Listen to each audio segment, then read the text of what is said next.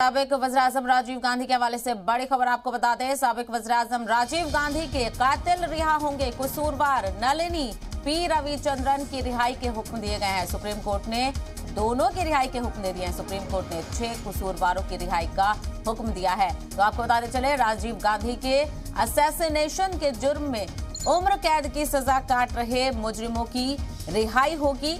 आपको बताते चले, सुप्रीम कोर्ट ने बड़ा फैसला लिया है। सुप्रीम कोर्ट ने यह फैसला लिया है कि राजीव गांधी के असैसिनेशन में मुलव्वस और उनके जुर्म में, कत्ल के जुर्म में रिहा होंगे कसूरवार नलिनी पी रविचंद्रन के अलावा जो 6 मुजरिम उम्र कैद की सजा काट रहे थे।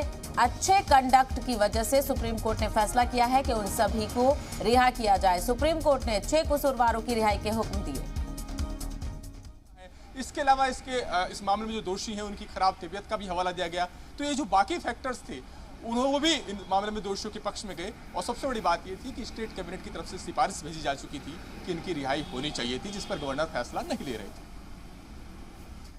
बिल्कुल, तो हमारे नुमाइंदे मजीद जानकारी के साथ हमारे साथ जुड़े हुए हैं। लेकिन बड़ी खबर इस वक्त की आपको बताते चले, राजीव गांधी के असैसिनेशन के जुर्म में 6 लोग उम्र कैद की सजा काट रहे थे, लेकिन अच्छे कंडक्ट की वजह से सुप्रीम कोर्ट ने यह फैसला लिया है कि उन सभी को रिहा किया जाए। तो ये बड़ा फैसला सुप्रीम कोर्ट की जानिब से सामने आया है। साबिक वज़ीर-ए-आज़म राजीव गांधी के कातिल रिहा होंगे। कसूरवार आपको बताते चले, एस नलिनी, जय कुमार, आरपी रविचंद्रन, रॉबर्ट पायस, सुथेंद्र राजन और श्रीहरन, ये वो 6 मुलजिम हैं जो राजीव गांधी के असैसिनेशन में मुलव्वस थे। वो लोग सजा काट रहे थे, लेकिन इस मामले को लेकर सुप्रीम कोर्ट में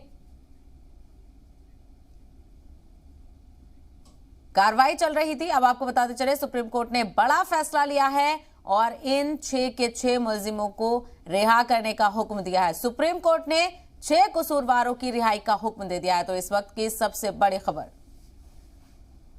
राहुल गांधी और प्रियंका गांधी उनके परिवार वालों से मिलकर ये कह भी चुके हैं कि इनको हम माफ करना चाहते हैं, हम दूसरी तरह की राजनीति करना चाहते हैं। बावजूद इसके कांग्रेस के नेता ये कहते हैं कि इस मामले में केंद्र सरकार का रुख जो है निष्पक्ष नहीं रहा है और गवर्नर का रुख निष्पक्ष नहीं रहा है। अभी भी देखिए, थोड़ी देर बाद हो सकता है कांग्रेस पार्टी प्रेस कॉन्फ्रेंस करे और आरोप लगाए बीजेपी पर और वहाँ के गवर्नर पर, चूंकि जो गवर्नर है वो राष्ट्रपति के कहीं ना कहीं रिकमेंडेशन पे होते हैं और बीजेपी की सरकार है तो उन पर आरोप लगाने को कांग्रेस कहीं ना कहीं तत्पर होती है। तो कुल मिलाजुलाकर राजीव गांधी का जो परिवार है उसको माफ करने को तैयार है, लेकिन कांग्रेस पार्टी इस मामले में भी राजनीति करती है कि उनके जो प्रधानमंत्री को जो हत्यारे जिन्होंने हत्या की, उनके हत्यारे हैं, उनको माफ कैसे किया जा सकता है और उनको छोड़ा कैसे जा सकता है।